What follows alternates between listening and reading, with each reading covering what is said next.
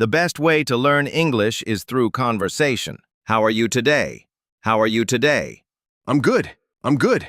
What's your name? What's your name? My name is Alex. And you? My name is Alex. And you? My name is John. My name is John. Nice to meet you. Nice to meet you. Are you from Canada? Are you from Canada? No, I'm from France. No, I'm from France. What do you do? What do you do? I am a teacher. I am a teacher. Do you like your job? Do you like your job? Yes, I love my job. Yes, I love my job. Are you single? Are you single? No, I'm married.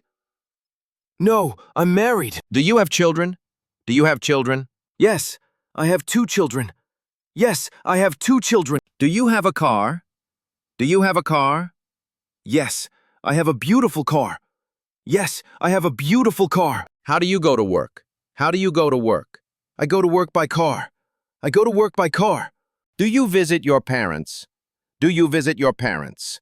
Yes, I visit them on Sunday. Yes, I visit them on Sunday. Where is the nearest greengrocer? Where is the nearest greengrocer? It's near here.